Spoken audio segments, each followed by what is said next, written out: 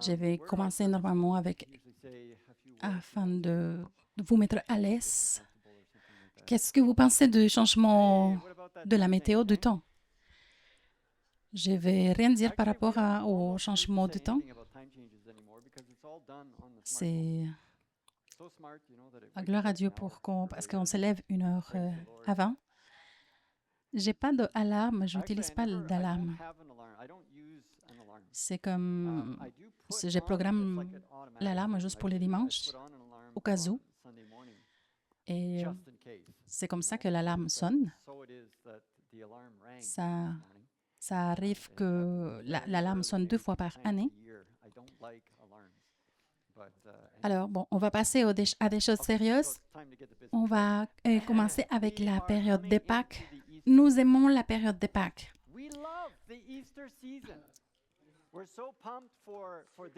Nous sommes tellement contents de parler sur cette série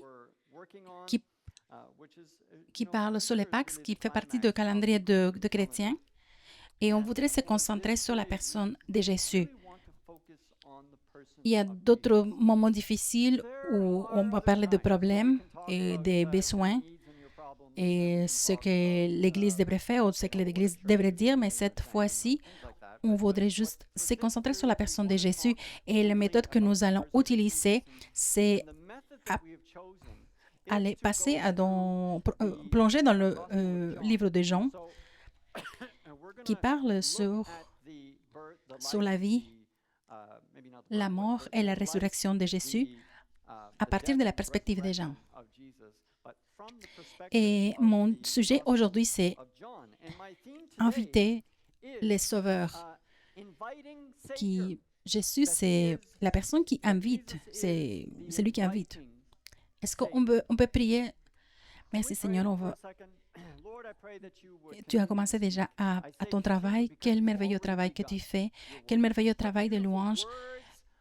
Et même les paroles que je n'ai pas encore prononcées, mais les prières, Seigneur, que tout le monde a prononcé et que tout le monde parle les uns aux autres. Et j'ai prié que tu continues ce travail.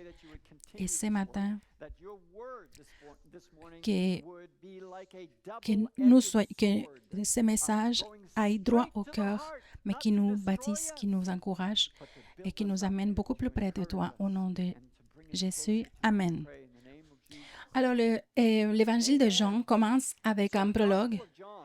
C'est comme une introduction et ça parle c'est comme une table de contenu, une table de matière. Et dans quelques lignes, on voit comment Jean commence la description de sa rencontre avec Jésus. Si on commence à lire le début du prologue, ça va vous indiquer vers quelle direction s'adresse Jean. Je vais commencer avec Jean 1, 8. Au commencement était celui qui est la parole de Dieu. Il était avec Dieu. Il était lui-même Dieu. Au commencement, il était avec Dieu. Dieu a tout créé par lui. Rien de ce qui a été créé n'a été créé sans lui. En lui résidait la vie, et cette vie était la lumière des hommes. La lumière brille dans les ténèbres, et les ténèbres ne l'ont pas étouffée. Un homme parut, envoyé par Dieu, il s'appelait Jean. Il vint pour être un témoin de la lumière, afin que tous les hommes croient par lui. Il n'était pas lui-même la lumière, mais sa mission était d'être témoin de la lumière.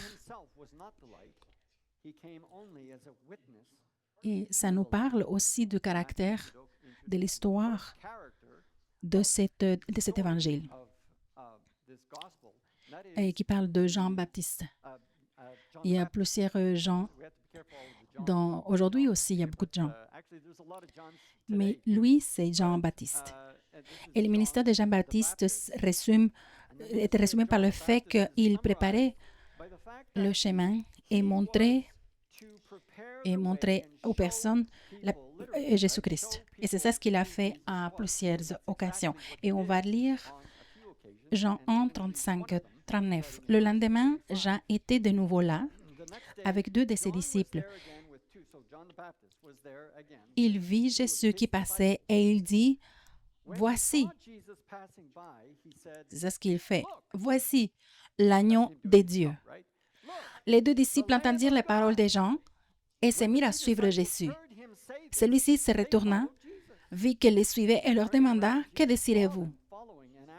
Rabbi, c'est-à-dire maître, le dirent-ils, « Où habites-tu » ? Venez, leur répondit-il, et vous le verrez. Ils l'accompagnèrent donc et vinrent où il habitait. Il était environ 4 heures de l'après-midi et ils passèrent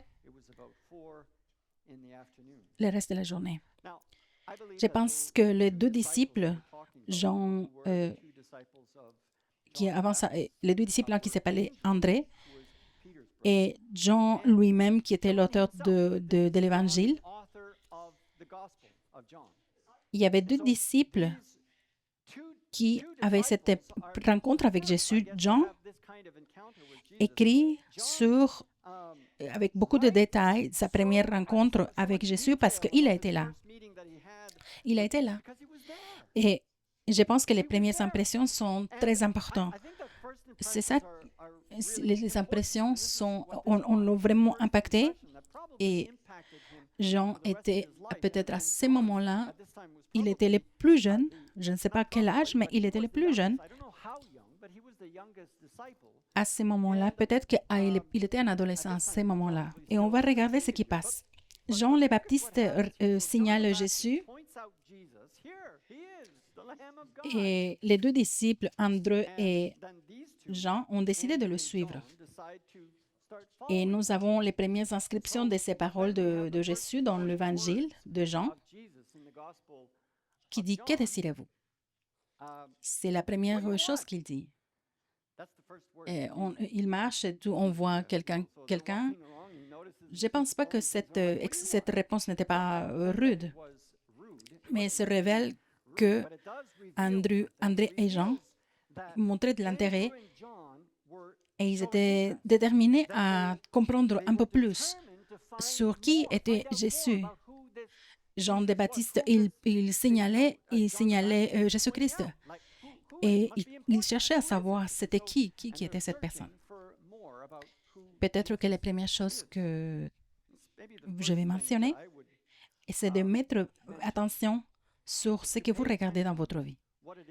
Parce que vous allez trouver ce que vous cherchez. On dit, la parole dit, frappez et la porte sera ouverte. Ça ne s'applique pas forcément à Jésus.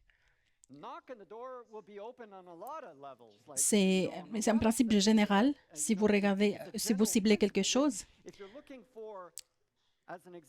c'est ça. Si on cherche pour la reconnaissance, c'est ça ce qu'on va trouver. Si vous désirez devenir riche rapidement, vous allez trouver ça, mais aussi d'autres problèmes.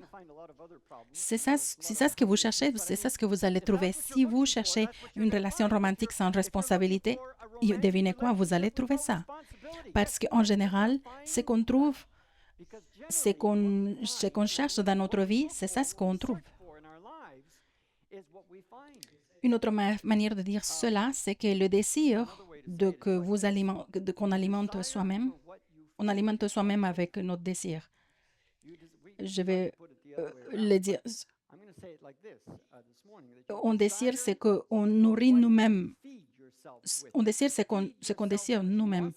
Si vous nourrissez vous-même avec la luxure, c'est ça ce qu'on va désirer. C'est la distraction, c'est la autogratification.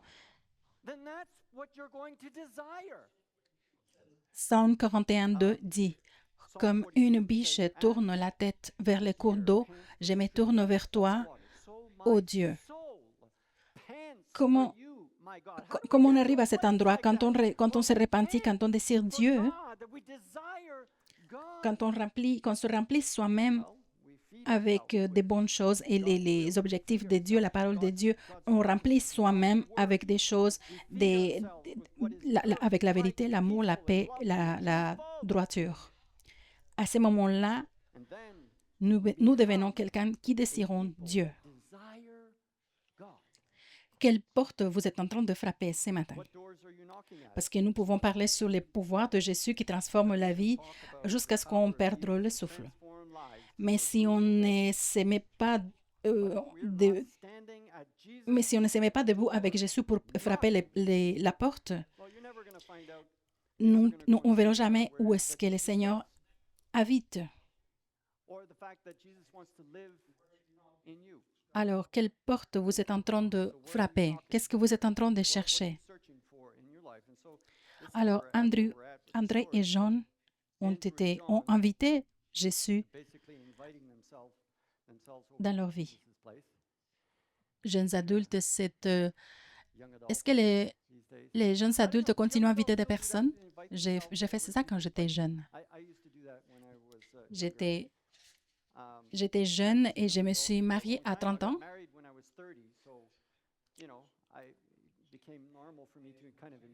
Mon épouse était en choc que je m'invitais moi-même chez quelqu'un d'autre. Ils s'invitaient eux-mêmes là où habitait Jésus. Et vous pensez qu'il le faisait parce qu'il voulait voir où il habitait? Non. Il voulait continuer, prolonger la conversation. Il voulait passer du temps. Il voulait connaître cette personne. Et Jésus répond, venez et voyez. Venez et voyez. Je me demande si...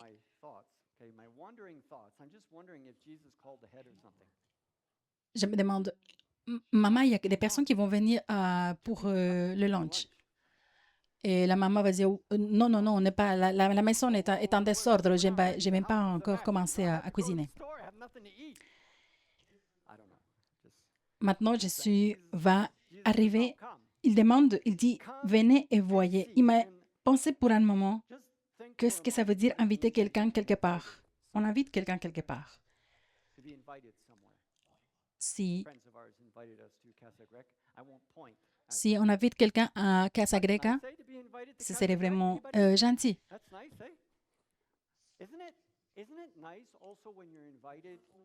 Et c'est important aussi qu'on invite quelqu'un qui est important pour nous. Qu'est-ce que cela représenterait être invité à la maison de Dieu et qui efface tous les péchés du monde? Il a dit, venez et voyez. Ces soirées, c'était le début de tellement de choses. Et je vais vous amener à Jean 1, 41, 42. Il allait tout d'abord voir son frère Simon et lui dit, « Nous avons trouvé le Messie », qui se traduit par Christ. Et il le conduisit auprès de Jésus.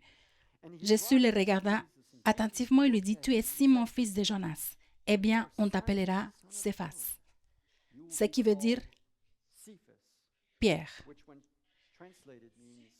Venez et voyez. André amenait son frère voir Jésus. Venez voir Jésus. C'était beaucoup plus important voir Jésus que le message. C'est venez voir cette personne. Peter n'est pas arrivé avec un discours de 3 leçons, de 3 points importants à apporter à l'Église. Il est arrivé avec un nouveau nom, avec une nouvelle identité. Le temps qu'il a dépensé avec Dieu, il a commencé à changer lui-même.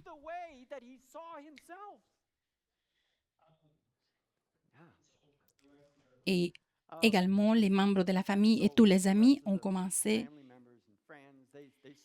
été invités à venir et voir Jésus. Jean 1, 45.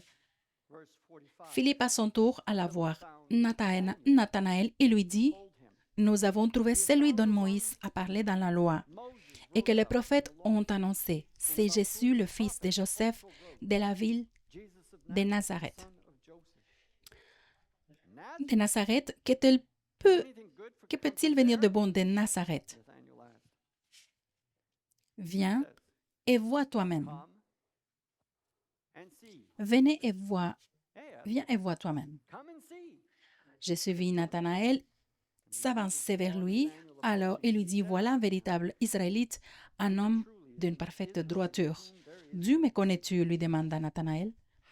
Avant même que Philippe t'appelle, lui répondit Jésus, lorsque tu étais sous les figuiers, je t'ai vu. Maître, s'écria Nathanaël, tu es le Fils de Dieu, tu es le roi de Israël. Je ne sais pas qu'est-ce que ça veut dire que Nathanaël, qu'est-ce qu'il faisait ou qu'est-ce qu'il pensait quand il était sous les figuiers. Peut-être qu'il priait, Dieu, est-ce que tu existes véritablement? Mais quelque chose est clair. À cause de sa réaction, il a reconnu le roi des fils de Dieu. Seulement Dieu est capable de répondre à cette question. Seulement Dieu, comment il peut me connaître? Vous, ce matin, peut-être que vous avez la question de Nathanaël. Comment tu me connais, Seigneur? Comment tu me connais, Seigneur? Somme 31, 6. Éternel, tous mes sondes, tu me connais. Toi, tu sais quand je m'assieds et quand je me lève. De loin, tu discernes tout ce que je pense. Tu sais quand je marche et quand je me couche, et tous mes chemins te sont familiers. Viens avant qu'un mot vienne sur mes lèvres, Éternel, tu sais déjà tout ce que je vais dire. Tu m'entoures par derrière et par devant et tu mets ta main sur moi. Le Seigneur connaît votre situation. Jésus connaît vos besoins personnels, vos désirs, vos blessures, nos péchés. Et avant même que nous, on l'admette, il est déjà au courant. Des fois, des fois, nous ne savons même pas, alors que lui, il connaît. Quelques jours plus tard, Jésus fut invité dans son mariage. Plusieurs de la famille et des disciples ont été là. Et on entend, c'était un village, et on savait, ma femme et moi, nous sommes allés dans un village, et il y avait une connexion de la famille. Et on pensait que comme on était loin de la famille, il y avait beaucoup de personnes. Il y avait comme 500 personnes dans son mariage. Tout le village était là, ils étaient invités à ce mariage. Et je pense que c'est ça la même chose qui s'est passée ici. Ça, c'est le commencement du ministère de Jésus. Et qu'il commençait à visiter des villages. Donc, toutes les personnes étaient invitées, tous les membres de la famille, les premiers disciples de Jésus. On n'entend rien par rapport à ce que le Seigneur pensait à ce moment-là. Chaque personne qui était présente a été affectée par la présence de Jésus. Et peut-être d'entre vous vont sourire, mais à cette occasion, Jésus-Christ a fait son premier miracle. Et il a transformé l'eau en vin. Peut-être que c'est ça, c'est à cause de ça que les personnes ont été impressionnées. Jean, dans 2:10, il prend cette action très sérieusement. C'est ça ce qu'il dit. Et dans Jean 2, verset 11, c'était là le premier des signes miraculeux que fit Jésus.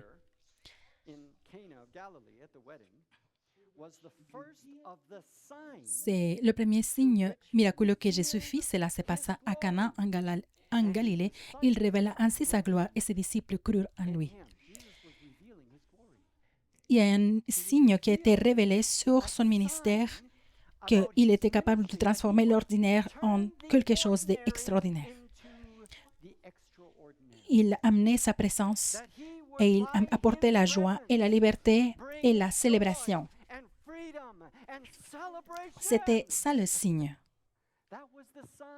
Alors, pas tout le monde peut célébrer. Je suis certain que les collecteurs de taxes dont on parlait tout à l'heure n'étaient pas impressionnés lorsque Jésus est venu dans le temple de Jérusalem et pendant la période de Pâques juive. Et il est venu avec un fouet et lui-même, il a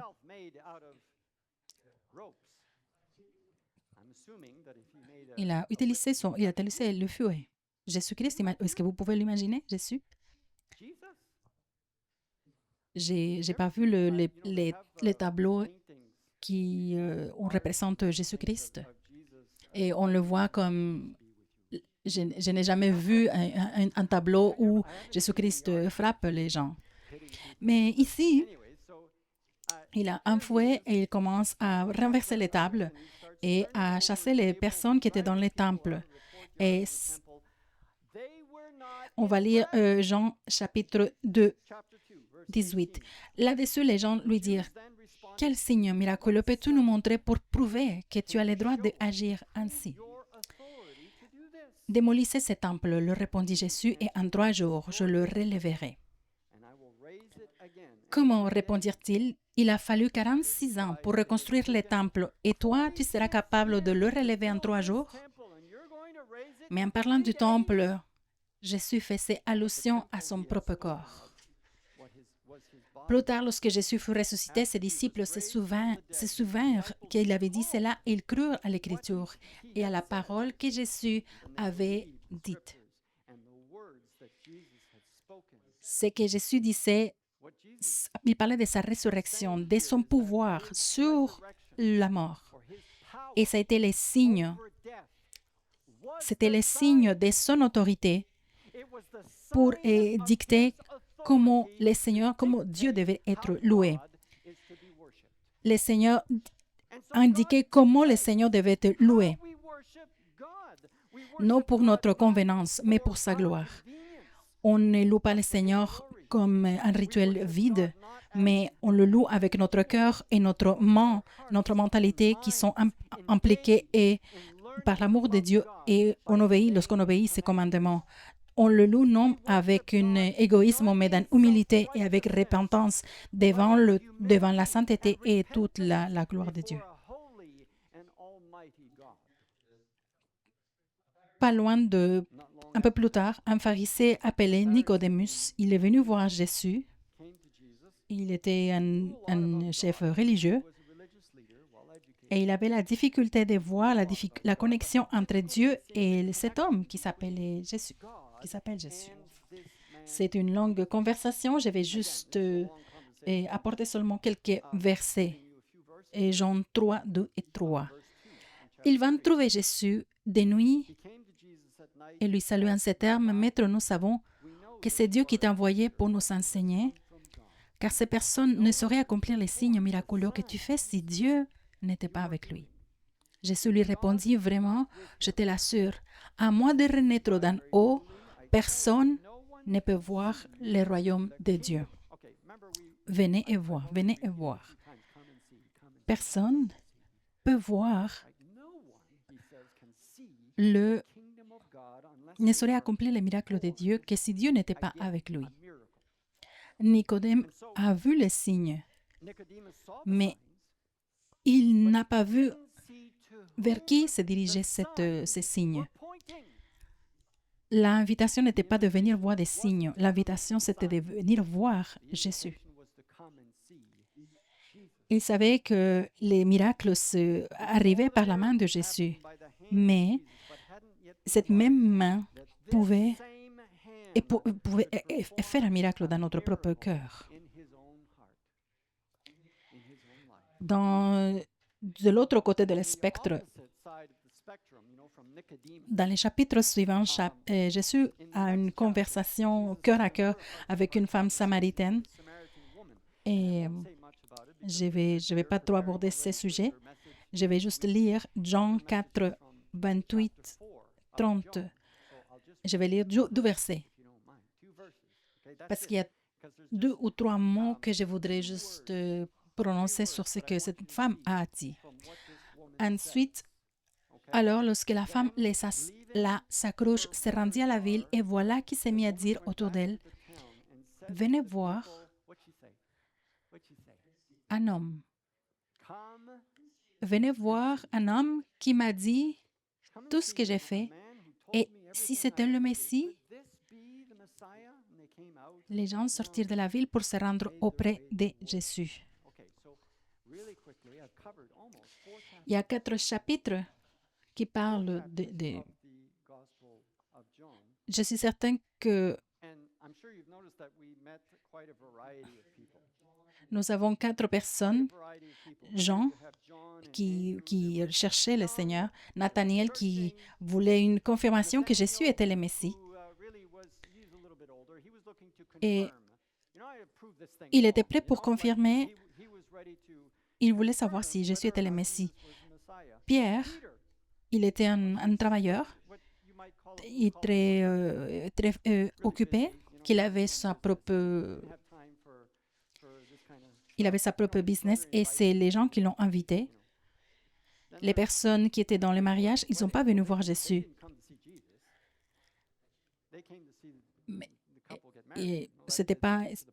Mais ils ont terminé avec un problème que Jésus-Christ a résolu. Les taxeurs qui n'étaient pas impressionnés par Jésus et qui questionnaient son autorité.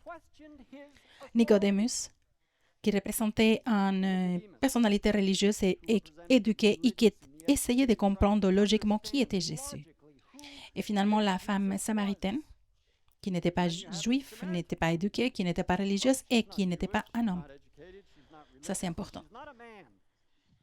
C'est parce qu'elle fait partie de l'histoire aussi. Je me demande qu'est-ce que toutes ces personnes ont en commun. Est-ce parce qu'elles cherchaient, parce qu'ils avaient un besoin, parce qu'ils avaient un problème? Jésus était le problème. Si vous... Parce que... Quels sont les points communs qui partagent cette histoire? Il n'y a rien en commun. Il n'y a rien en commun. Toutes ces histoires sont tellement différentes les unes des autres. Il n'y a rien en commun, excepte que Jésus était présent. Et c'est pour cela que je vous parle de ces histoires, parce que dans chaque histoire, Jésus était présent. Et c'est pour cela que je voudrais vous poser une question. Qui a commencé cette rencontre? Qui cherchait qui? Andrew et Jean pensaient qu'ils suivaient un leader, qu'ils suivaient un leader, qu'ils voulaient connaître qui était Dieu. Ils étaient ceux qui ont commencé. Je pense que c'est plus Jésus qui faisait l'invitation. Venez et voir, et venez et voyez. Peut-être que vous êtes ici ce matin parce que vous croyez que vous cherchez quelque chose de Dieu. Avez-vous pensé que peut-être c'est Dieu qui cherche quelque chose de vous? Peut-être nous disons que nous cherchons des réponses. Peut-être c'est vous ce matin. On cherche des réponses. Peut-être que Jésus cherche quelque chose d'autre. Peut-être que Jésus est en train de vous demander de tout remettre entre ses mains. Nous pensons que quand on prie, on invite Jésus dans notre vie et que nous l'invitons dans notre vie et à faire partie de nos plans. Mais peut-être ce qui se passe en réalité, c'est que Jésus nous invite lui-même dans sa vie et dans ses plans. Nous pensons que nous pouvons gérer nos problèmes lorsque nous regardons Jésus, mais à travers nos problèmes, Jésus veut révéler sa gloire. Jésus-Christ utilise nos problèmes pour pour révéler sa gloire et sa présence. Jean 6. Summarise, résume ce que je suis en train de dire. Parce que ce que je vous enseigne n'est pas nouveau. Jean 6 dit, « Personne ne peut venir à moi si le Père qui m'a envoyé ne l'attire. » Lui, c'est lui qui a commencé. C'est lui qui nous attire vers lui. Il continue dans Jean 15. « Ce n'est pas vous qui m'avez choisi. Non, c'est moi qui vous ai choisi. » Peut-être que vous venez ici à l'église, mais le Seigneur, c'est lui qui nous a choisis. Au début de ce message, j'ai lu une partie du prologue de Jean, le fait qu'il parlait de l'incarnation et qui était l'initiative de Dieu. Jean 1, 14. Jean 1, 14. Verset 14. Celui qui est la parole est devenu homme et il a vécu parmi nous. C'est l'initiative de Dieu. C'est lui qui a décidé qu'il va venir vers nous et qu'il va nous inviter. C'est lui qui va nous inviter. À la fin de sa vie, c'est lui qui a écrit cet évangile, il a eu une révélation. Jean a eu une révélation de Jésus. Le même Jésus que l'a invité quand il a dit, « Regardez, voilà le Messie. » Peut-être que vous vous souvenez de l'heure, 4 heures de l'après-midi. Le même Jésus qui l'a invité à venir et voir. Jésus a dit, « Je me tiens devant la porte et je frappe. Si quelqu'un entend ma voix et ouvre la porte, j'entrerai chez lui et je dînerai avec lui et lui avec moi. » Ces versets ont une signification spéciale parce que mon père, il le citait et je me souviens des centaines de fois. Je pense que dans le premier service, j'ai dit 1000, peut-être 1000 fois. C'est possible. Parce qu'il le faisait, il le disait tout le temps à la fin de son service. À la fin de son sermon, dans une prière ou à propos de quelque chose, il le disait tout le temps. Il parlait d'un temps de l'évangélisation. À l'époque, j'étais juste un enfant, mais je me souviens de cette phrase. Jésus-Christ se tient devant la porte et il invite. C'est lui qui invite. C'est lui qui prend l'initiative. Dieu a un plan pour votre vie et ce plan s'est déployé même ce matin. Il se tient devant la porte de votre cœur et il attend. Pas parce que pour ouvrir la porte, mais c'est juste le début. Il vient et il commence à amener la vie en vous. Il commence à amener la vie en vous. Ce que je voudrais que vous reconnaissiez ce matin, c'est que Jésus-Christ, c'est lui qui fait l'invitation.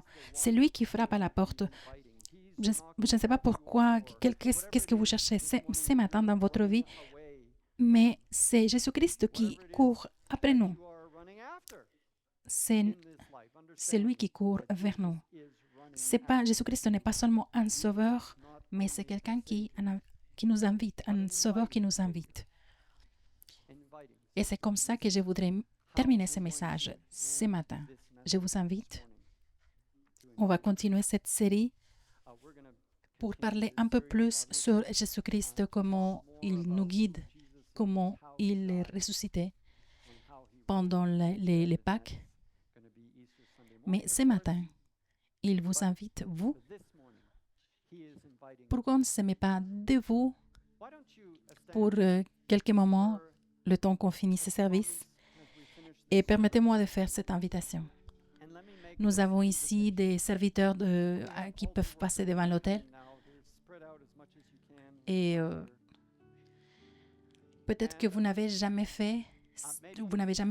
pris cette décision, vous n'avez pas pris cette décision d'ouvrir la porte, de rencontrer Jésus et de l'accepter comme Seigneur et Sauveur. Comprenez ceci. Nous sommes entourés de personnes ici. La plupart de ces personnes, on est entouré de personnes qui ont ouvert la porte de leur cœur.